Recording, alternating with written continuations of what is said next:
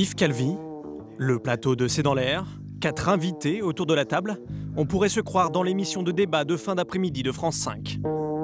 Notre débat en direct, vous pouvez bien entendu, je vous le rappelle, poser toutes vos questions SMS dans la dernière partie de cette soirée spéciale. Un an après les attentats, la chaîne a décidé de faire une spéciale en prime time, un documentaire suivi d'un débat en direct.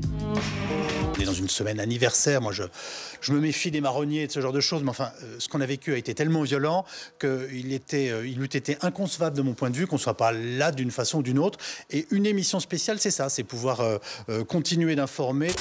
Toutes les chaînes y sont allées de leur programme avec plus ou moins de finesse. 2 terroristes s'introduisent dans les locaux du journal satirique Charlie Hebdo. En quelques minutes, ils vont tuer 12 personnes. En tout, 17 longs formats avec chacun sa spécificité. L'histoire de Charlie Hebdo, la trajectoire des terroristes ou encore les coulisses de l'État au cœur du pouvoir. Je prends donc la décision que une heure sera fixée pour ce double assaut. Car dans ce flot d'images, pour exister, il faut se démarquer. La boîte de production Première Ligne en sait quelque chose. Voisins à l'époque de la rédaction de Charlie Hebdo, ils ont été témoins directs des attentats. Et ils ont longtemps hésité avant de se lancer. On a encore fait plus attention dans ce montage parce que beaucoup de gens ici, dans Première Ligne, avaient été touchés, étaient toujours extrêmement émus un an après ces tragiques événements. Résultat, des témoignages forts et des images inédites, comme ici l'une des caissières de l'hypercachère. Yohan, il a rangé le caddie, mais en se retournant pour sortir de là où on range les caddies, il est tombé nez à nez avec le terroriste en fait. C'est comme ça qu'il lui a tiré. Quand il a tiré sur Yohan, c'est le premier boom. C'est juste qu'il avait une main sur sa joue droite et qu'il hurlait. Mais ce déroulé des faits, minute par minute, France 5 l'a aussi traité, tout comme enquête exclusive de M6, qui a eu les interviews des dessinateurs Coco et Rhys. Je me suis mis à plat ventre et à partir de ce moment-là, je n'ai plus rien vu. J'ai entendu que des sons. Obtenir l'interview de ces rescapés de Charlie n'est pas chose aisée.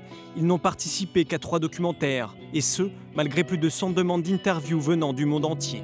Anne Omel et Apolline Thomasset gèrent la communication du journal satirique. C'est elles qui ont fait le tri. Notre première évidemment préoccupation, c'était de ne pas les replonger dans des souvenirs qui sont douloureux pour eux.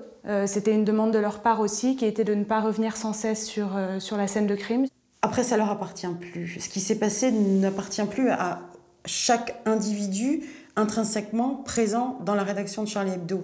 C'est un événement qui recouvre un intérêt journalistique évident et légitime, c'est plus le leur. Avec ou sans Charlie, le téléspectateur a pu voir en tout 21 heures de reportage.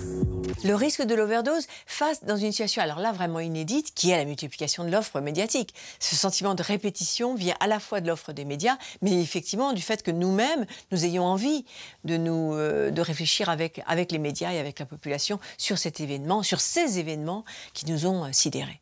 Ce risque, les journalistes en étaient conscients. C'est le cas de David Pujadas qui lançait sa nouvelle émission. Révéler ce qui ne se raconte jamais, c'est maintenant, dans Cellule de crise.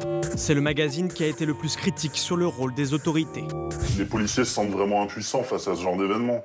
On n'est pas du tout préparé, on n'est pas équipé, donc c'est pas le casse-pipe, mais presque.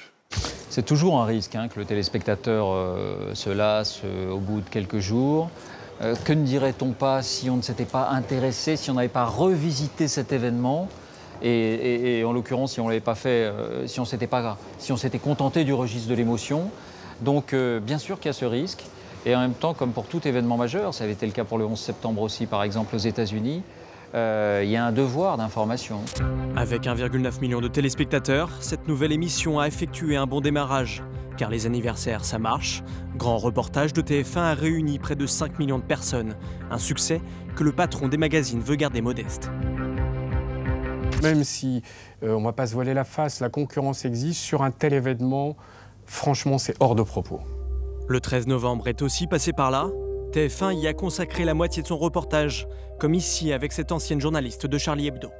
C'est extrêmement difficile lorsqu'on a vécu une attaque terroriste comme celle du 7 janvier, de voir en fait que finalement toute la mobilisation, toutes les promesses, toutes les mesures même, ou les mesurettes, ou les mesures qui ont été prises, finalement n'ont pas réussi. Quand il y a eu les événements du 13 novembre, avec les gens qui travaillent avec moi, on a réfléchi et on se voyait assez mal consacrer ce documentaire uniquement aux événements de Charlie. Le mois de janvier à peine terminé, les chaînes travaillent déjà sur les documentaires de novembre prochain pour un autre anniversaire funeste.